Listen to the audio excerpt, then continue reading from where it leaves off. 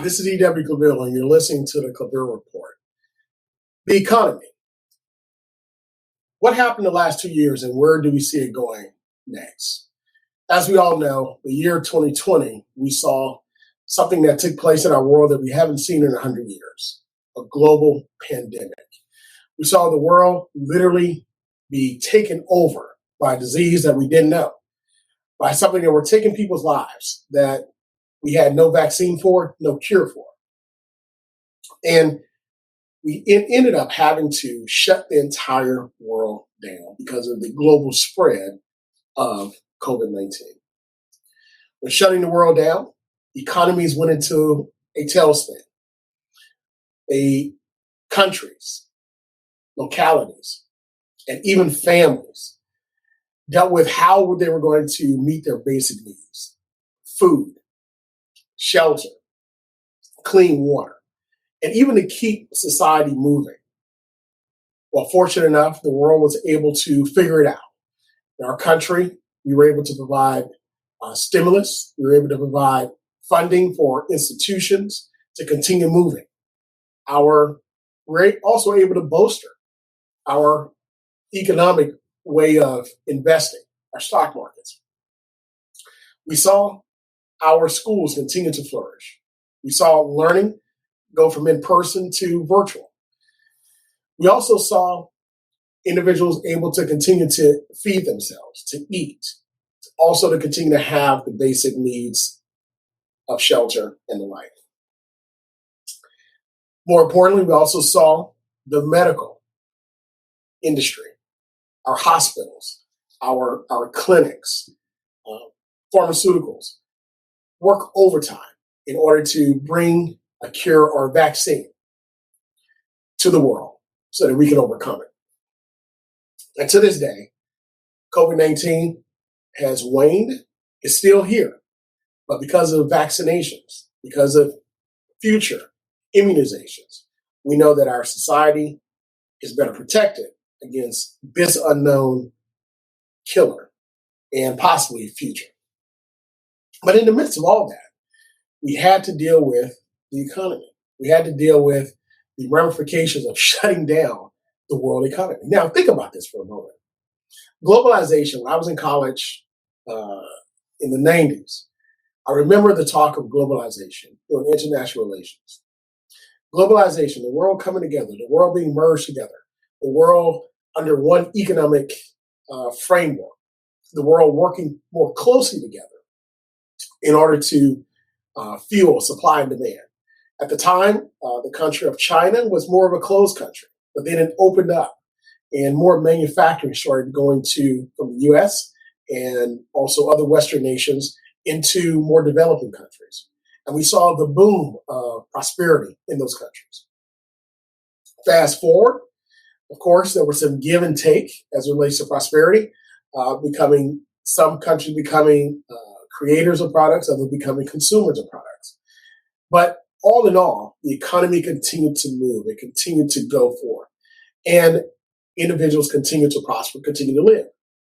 With that being the case, now what we see in our society, we see that because of the austerity measures that were put in place, because of the shutting down of the economy, because of COVID-19, because of the stimulus, we now have inflation.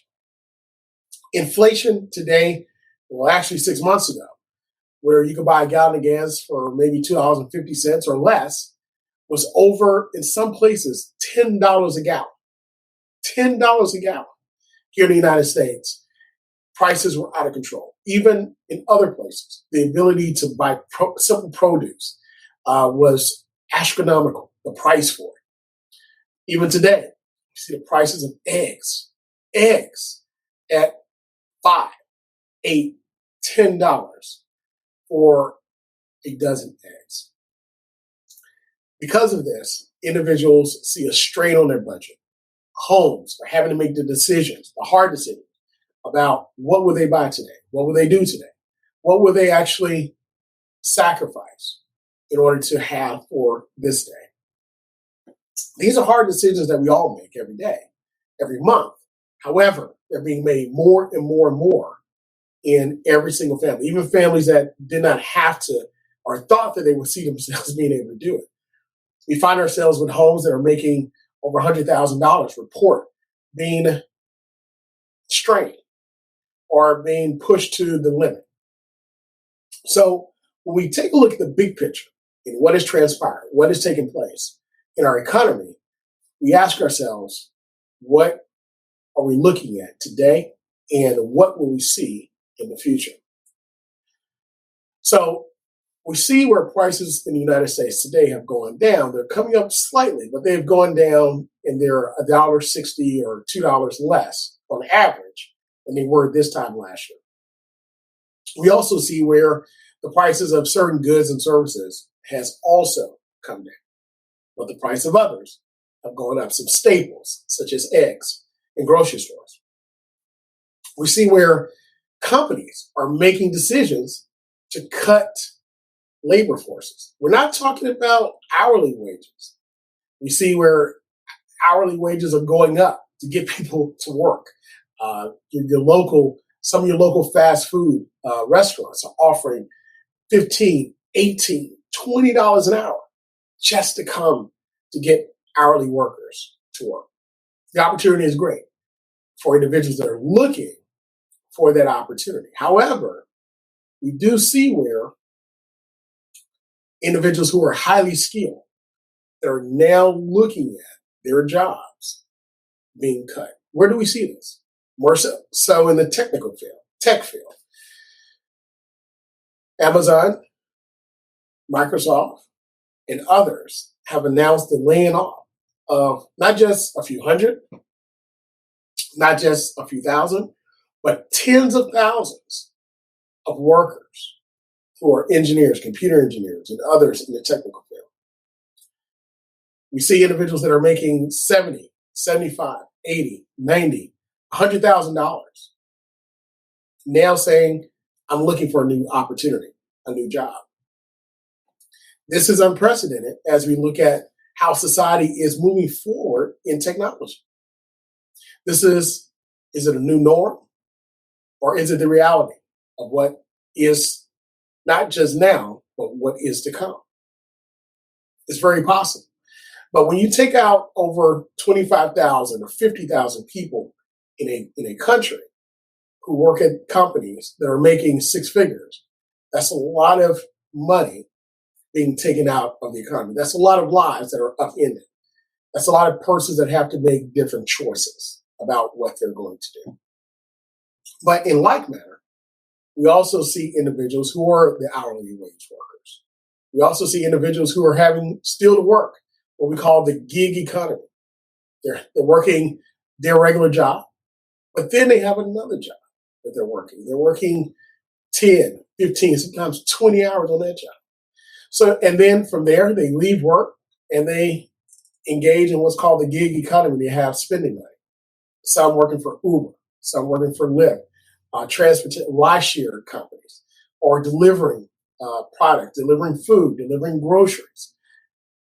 Just again, to make sure that their home is in the black, and sometimes just to make ends meet.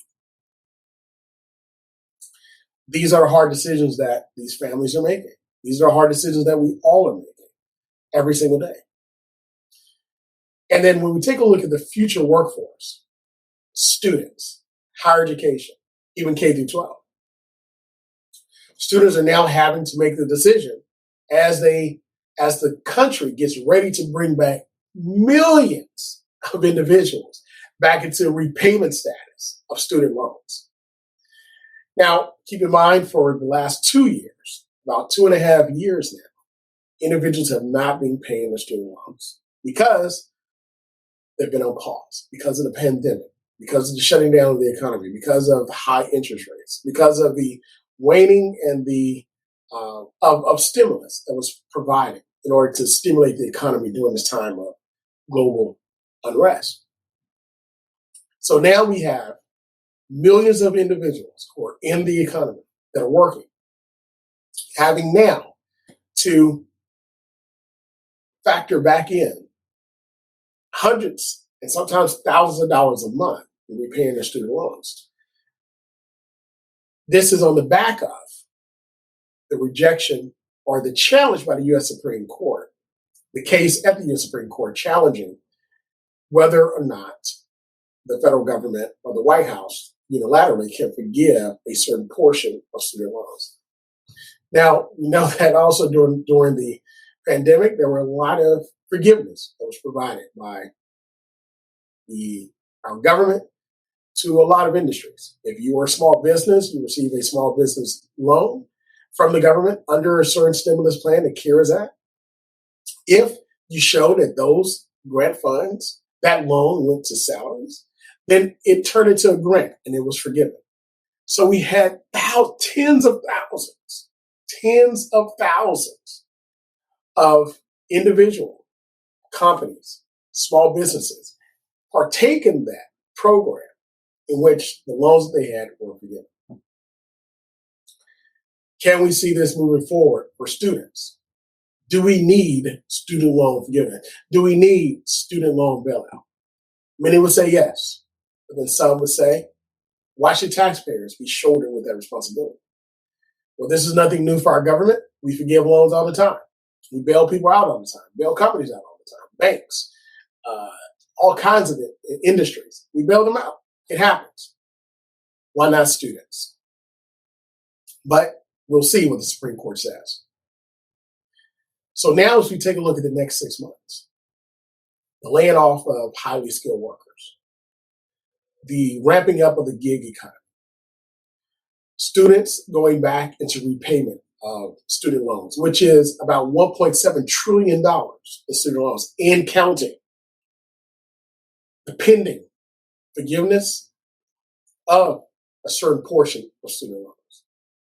And then finally, as we take a look at the world economy, ensuring that globalization continues to move and get back to the level that it was pre-pandemic and even more so. What is the impact of all these issues upon our economy? And then finally, hovering over all of that is inflation. The increased cost of goods and services and the impact of the strength of your buying power. More money, but it costs more in order to buy the same goods and services. What's the future? What do we see? Well, we're going to be monitoring this over the course of time. And really, nobody has a crystal ball in order to predict this because we don't know if there'll be a recession or not. That's the big R word that everybody wants to know. Will we be able to thwart it? Will we be able to avoid it? Or are we running clear head first into it? We'll see. Nevertheless, no matter what, make sure you're prepared. Make sure that you look at your finances and map out your future to the best of your ability to protect yourself and your family. This has been another Claville Report. I'm E.W. Claville, and we'll see you next time as we continue to look at our economy.